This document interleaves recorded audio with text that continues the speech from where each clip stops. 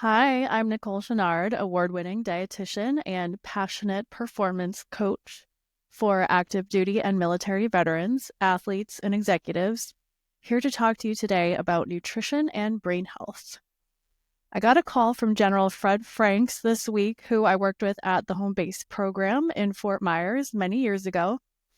And we were talking about traumatic brain injuries among veterans and post-traumatic stress, and how with excellent intervention and support, veterans and their families can get a sense of relief from what can sometimes be absolutely agonizing pain and confusion for the whole family. I'm not a psychologist or a psychiatrist, but I do have extensive training in drug metabolism, drug nutrient interaction and depletion, and lots of psychology training and experience, which I use more in the coaching side of my job with clients. The human brain is obviously highly complex in its functioning and anatomy. So I'm going to focus on 9 elements of brain health: language, thought, memory, perception, judgment, attention, memory skills like driving a car, the ability to live a purposeful life, and executive function. Obviously, these are all important tasks that we need our brains to be able to initiate and coordinate for us when an appropriate acute physiological response, like inflammation, becomes a chronic situation.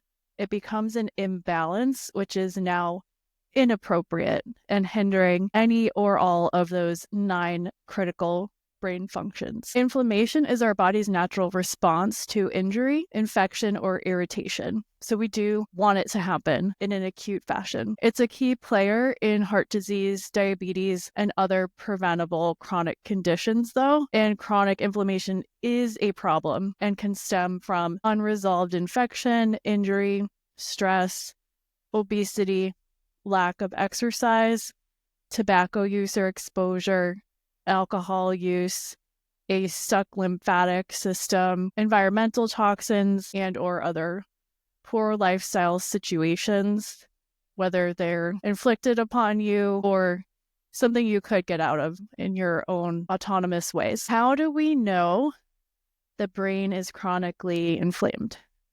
Well, we can test for it. There are at least 3 inflammatory markers that are produced in the body and that can cross the blood-brain barrier that we can measure in blood tests. Those are CRP, or C-reactive protein, IL-6, or interleukin-6, and TNF-A, tumor necrosis factor alpha. We really want to nip chronic inflammation in the bud because when it's affecting the brain, it can continue to promote cognitive decline or general fogginess, and it influences mood and motivation too. If you've seen any of the documentaries on NFL players who have become homicidal or suicidal, there's been a lot of research done on their brains thanks to Chris Nowicki and his team he got together. I actually saw his TED Talk in person, recorded at the Kennedy Center in Boston a few years ago. And we do now have a ton more research than when I actually got started working on nutrition and TBI and PTSD for veterans at home base. That was 2015.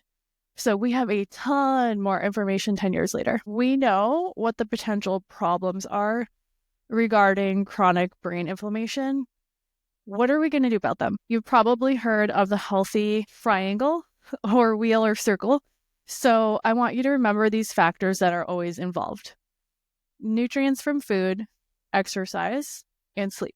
We need all 3 of them functioning together. So, I love a rule of 3, and triangles are the strongest shapes in nature. So although the food pyramid contents and servings was not the optimal design for healthy eating, they were onto something with the shape, that pyramid. If you want to know a fun fact about your host's high school days, I was absolutely mesmerized by free radicals and antioxidants in PE class with Schoon, our teacher, who was all about PE and taught us yoga and made us watch Super Size Me and made us come up with aerobics routines. If you know, you know. I was probably the only person in the class who got really into it. But anyway, makes sense now, right? Those topics are all my jam, as you've witnessed if you know me. But back to the brain. We want to pay attention to oxidative stress in the brain, which is damage caused to the cells or damage preventing enzyme synthesis caused by something called free radicals or free radical damage. A free radical is an atom with an unpaired off-balance electron, which it's hard to picture electrons because they're so super tiny, but it's kind of like a chicken running around with its head cut off, causing all these issues because it can't function that way. And antioxidants come in and they stabilize the unpaired electron and basically put the head back on the chicken, good as new, so it can go back to functioning. It's all good. Safe and protected cell walls are our inner army of defense. We cannot fight infections from viruses and bacteria and parasites without our inner army of defense. And the only way to build it up is through nutrition. Nutrition is our army's inner weapons. It's our protection. It's our strength. We cannot bypass it with over-the-counter or behind-the-counter Band-Aids, new things that someone just created. It doesn't work that way. That would be like giving a special ops guy really expensive hockey sticks to fight with against another army that has guns and bombs and drones. It doesn't work that way. The hockey sticks are not going to win that battle. Your body needs an appropriate inner army of defense for what's to come attack it. Before I continue ranting about weapons and armies, I want to give you some examples of antioxidants found in foods that have the chemical structural ability to balance out these unpaired electrons, which is extra important for warfighters and also any type of athlete to consume more than a sedentary person.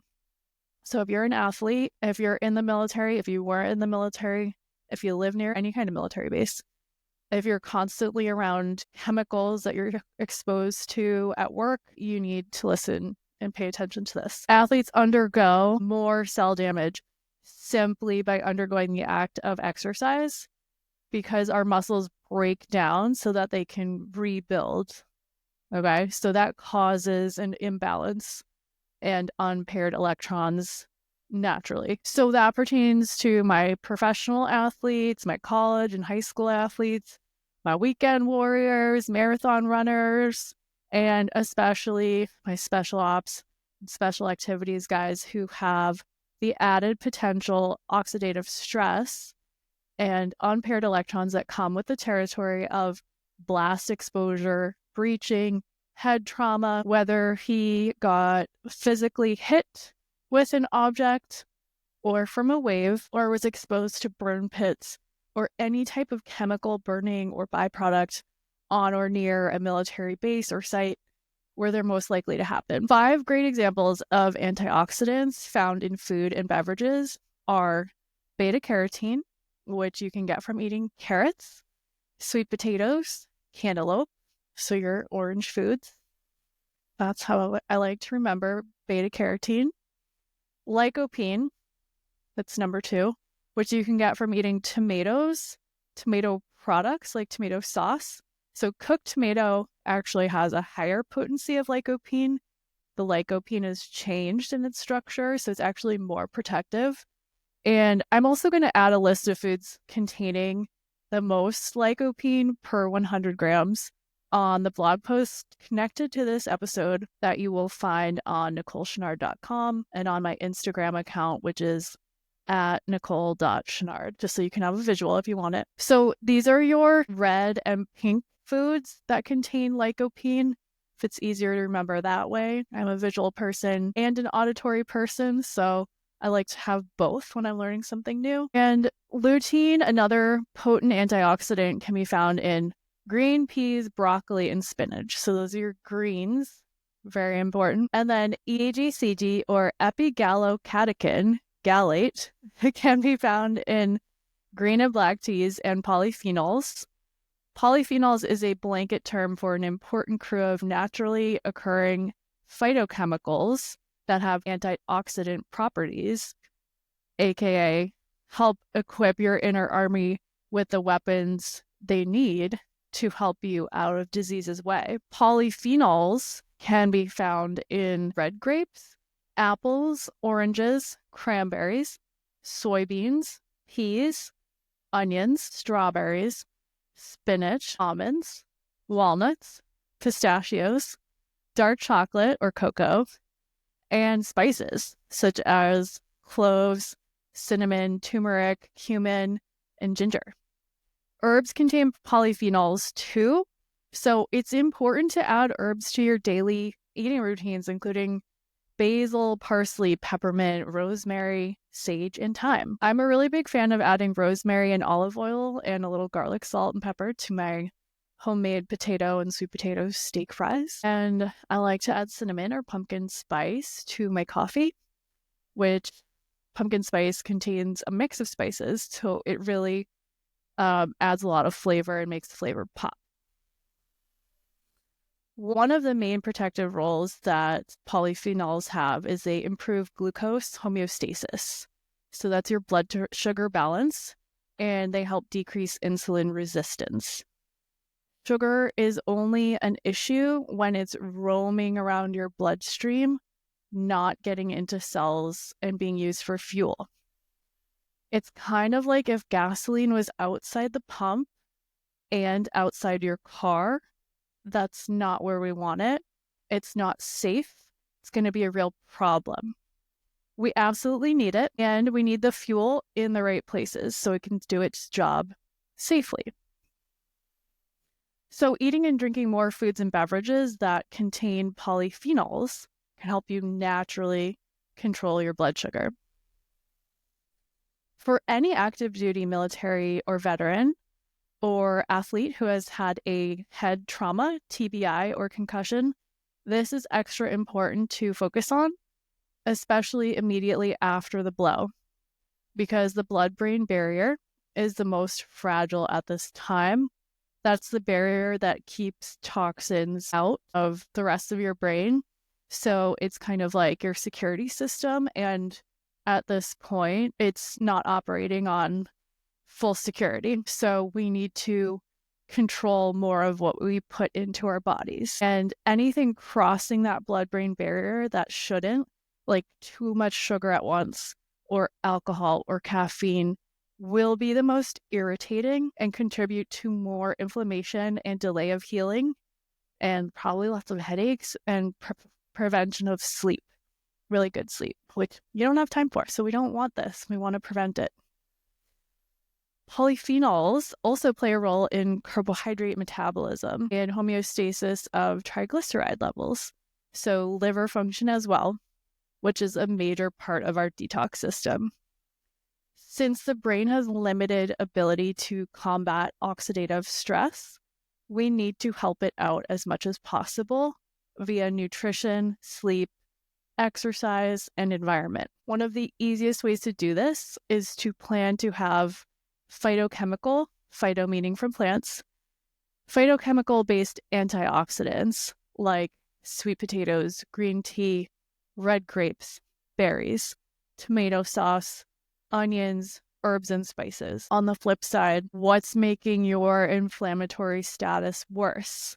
So what you want to avoid are things like refined carbohydrates like white bread, cereal bars, crackers, cookies, and pastries, French fries, fried food. It might be labeled crispy at a restaurant, and soda and other sugar-sweetened beverages. Also red meat like burgers and steaks, especially highly processed meat like hot dogs and sausage.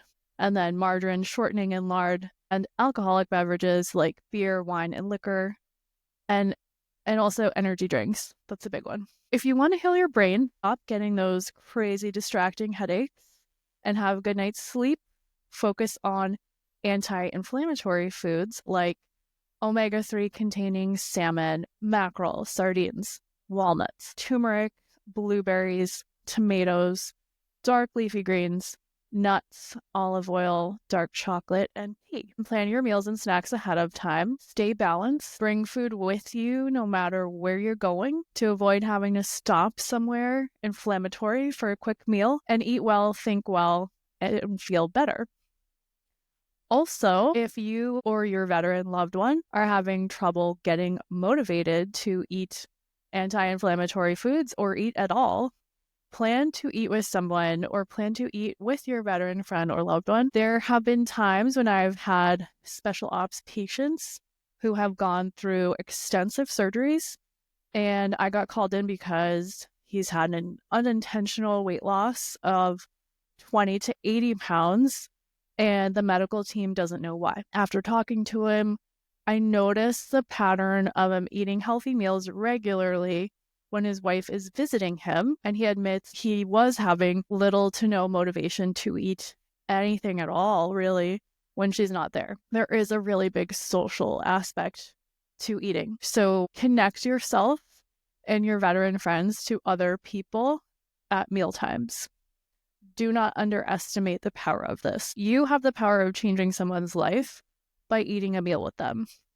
Do it. And by all means, do not tell your veteran what he or she needs to do. These are very highly skilled humans. Try just listening. Be the hot priest from the show Fleabag. Show up and listen. That's what people really need. On that note, thank you so much for listening to me. I love that my friends and colleagues and clients have been giving me the positive feedback to continue making videos and podcast episodes. Let's be honest, I do it regardless because it gives me so much energy, and I'm all about spending life on what gives me the best energy.